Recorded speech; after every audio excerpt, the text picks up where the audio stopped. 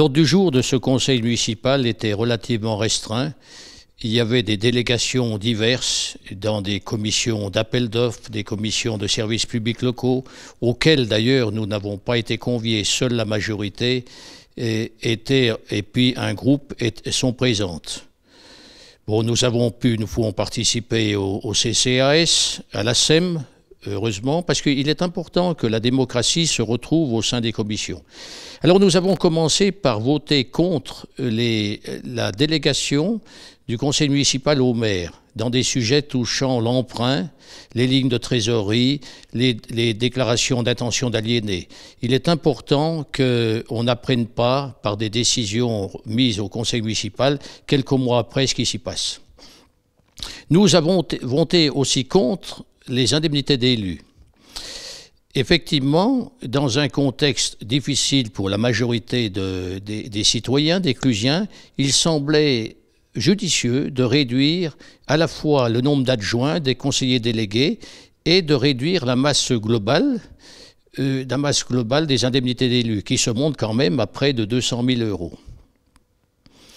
Alors, au sujet de certaines délégations, notamment délégations au comité de surveillance des hôpitaux du Mont-Blanc, nous avons saisi le sujet pour dire, bien entendu, il faut être très vigilant, autrement dit, surveiller tous les hôpitaux et puis par le biais de l'ARS récupèrent une grosse partie des fonds de MICAT, tous ces fonds qui manquent à la clinique de Cluses. Et puis surveiller à ce que les hôpitaux et cliniques ne se piquent pas les anesthésistes ou voir les patients par le biais du 15, c'est-à-dire qu'en fait, tout Clusien devrait pouvoir être dirigé vers la clinique ou l'hôpital qu'il veut.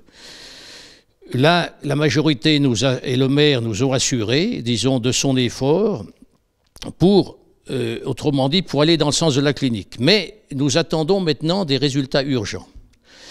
Enfin, un sujet qui était, à mon avis, très important, c'est le vote des taxes locales. Alors, il ne suffit pas de laisser les taux identiques si les bases augmentent. Les bases, ou dites valeurs locatives, augmentent. Donc, il aurait été bon de compenser par une baisse des taux le vote, autrement dit, de ne pas laisser les taux identiques, de compenser l'augmentation des valeurs locatives. Ça n'a pas été fait et on constate quand même que la pression fiscale est constante toutes les années. Lors du dernier mandat, elle était de 2% régulièrement chaque année, ce qui équivaut à une douzaine de pourcents. Alors, j'enchaînerai en disant que sur ce plan, il s'agit maintenant de faire de la politique autrement.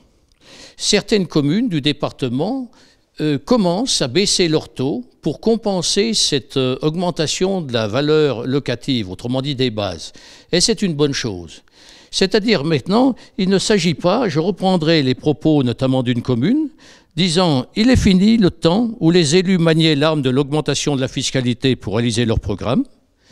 Il est par contre venu celui où le rôle des élus est de faire chaque jour aussi bien, voire mieux, tout en diminuant la contribution des usagers et des contribuables. » Voilà, je pense, alors nous avons insisté suffisamment pour que la majorité nous suive, ne serait-ce qu'un peu, dans ce sens-là.